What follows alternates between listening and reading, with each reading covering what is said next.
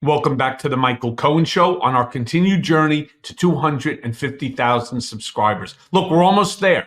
We're getting really, really close. So do me a favor, hit the subscribe button, share with a friend, because there's always a lot to talk about.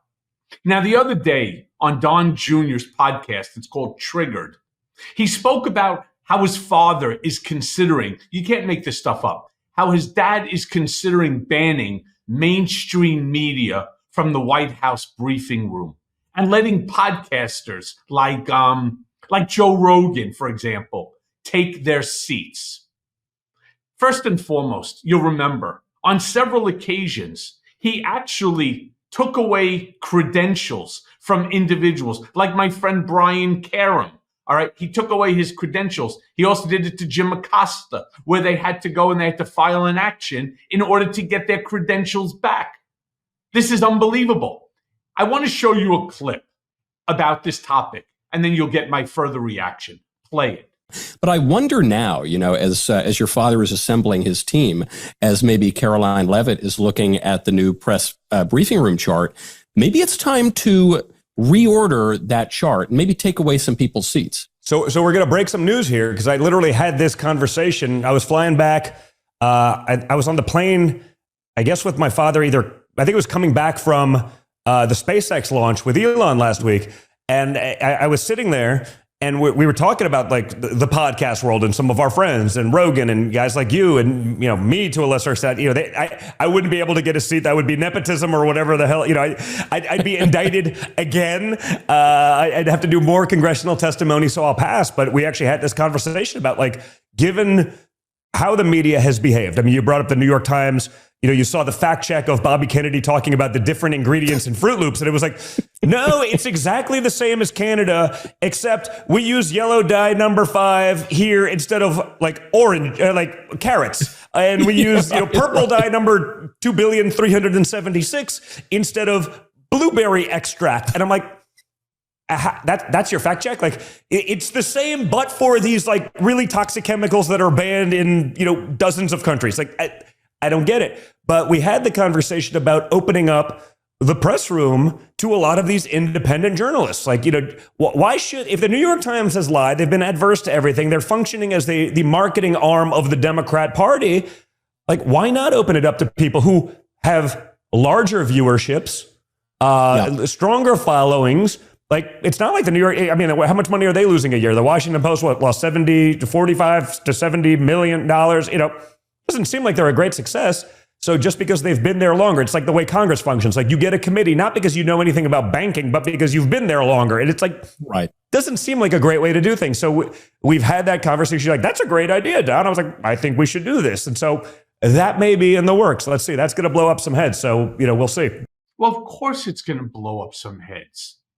Mainstream media, it's called getting credentials. And it's the same process that has gone on for 200 years, right? Or more, 249 years since the very beginning. There's a reason why podcasters do not end up getting credentialed for the briefing room.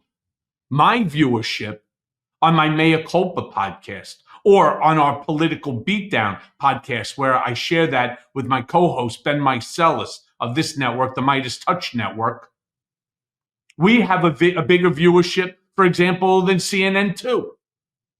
But we're not credentialed for the briefing room. There are specific credentials that you need, and there are specific aspects in order to be able to get it. The fact that you don't like what's being said and you want to talk about people who lie, with all due respect, Don, serious? You know how many lies have been reported that during the first term of your dad, that he turned around and he told to the American people? I think they stopped after 35,000. They just said there's no point in counting anymore. Now, you may say none of those will lie. Certainly, your dad would say that. I know your dad pretty much almost as well as you do. He would turn around and say there's not a single lie there. That in and of itself is a lie. We can go on and on. Fine. Our Fruit Loops are different than the Fruit Loops that are manufactured in Canada. Great. If it's unhealthy, as a parent, I don't buy Fruit Loops. I never bought Fruit Loops for my kids. And then they won't make them, right? Supply, demand, whatever the hell you want to.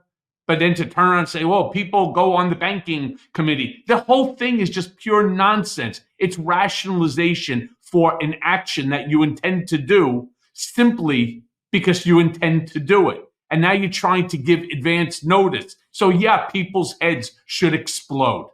Now I want to show you an article about these comments. There's two parts. The first part, Donald Trump Jr. says his father may ban mainstream media journalists from the White House press briefing room. Next one. However, whether or not podcasters like Rogan, who is based in Austin, Texas, will logistically be able to attend daily briefings at the White House is another matter. Trump often lashes out at the mainstream media and the failing New York Times. Last night in a Truth Social rant, he demanded an apology for its junk coverage of him, singling out its correspondent, Maggie Haberman, for particular criticism. Will the failing New York Times apologize to its readers for getting years of Trump coverage so wrong, the president-elect wrote in the Post? All right, let me be very clear about something. First of all, Maggie Haberman is a long time. She's a phenomenal journalist. I happen to know her very, very well. In fact, I saw her the other day by coincidence. And I got to tell you something. Just because you don't like what somebody's writing about you doesn't mean you get to attack them. And you shouldn't be doing that as president-elect anyway. It just doesn't make any sense at all. And you're not proving a point. There's no way in the world that you're going to ban one of the longest newspapers in our country's history from the briefing room. Why don't you just shut the briefing room down and then just do everything on your Truth Social media, just do it there.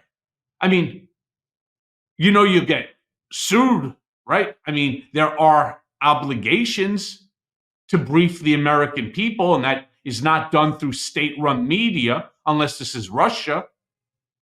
And I want to show you the Truth Social post that the article was referring to. Post it. Will the failing New York Times apologize to its readers for getting years of Trump coverage so wrong?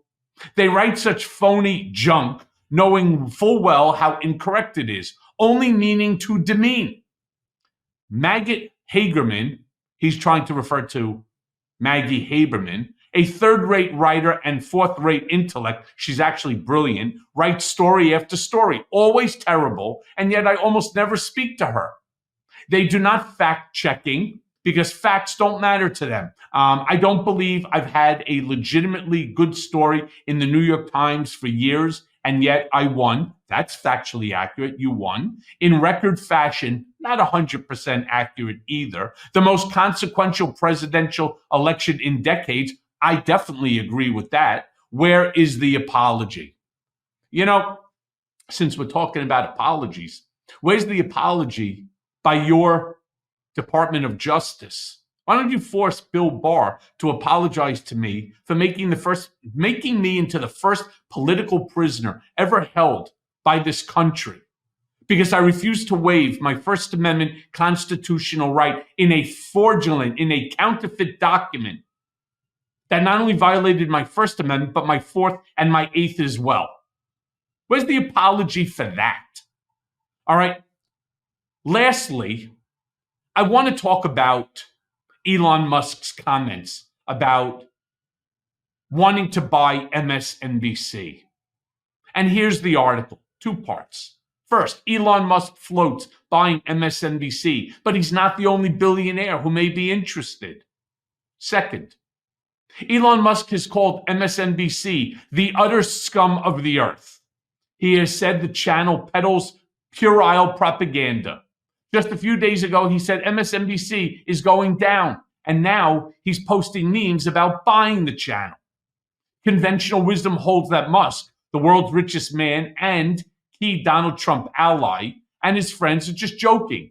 But Musk's posts are adding to the anxiety that MSNBC staffers are feeling about the re-election of Donald Trump and the recently announced spinoff of Comcast cable channels. This is not a joke, my friends. All right. They may say that it is, but think about the conglomerate of mega billionaires that have now latched on to Donald Trump. I think they said that since Trump's reelection, the billionaires that surrounded themselves with Trump have made over $270 billion. It's like 10 people making $274 billion, give or take. This is not a joke at all. In fact, Elon Musk has even gone on to say that maybe Joe Rogan should take Rachel Maddow's spot on MSNBC. This, I have said, is the danger of this sort of inordinate wealth. There is nothing that they cannot buy. Nothing. And so we now need to wait and see whether or not MSNBC, along with Newsmax and OAN and Truth Social and X and so on, ultimately becomes state-sponsored television, just like Pravda in Russia. Not a joke. That's why I tell you, make sure you subscribe. Make sure you share this with friends. This is important stuff. And thanks for listening. Hey, everyone. First of all, thanks for watching. I mean, we're going to be posting daily episodes with reactions and talking about politics. We'll be talking about everything, in fact. So please like and subscribe. Join us on this journey.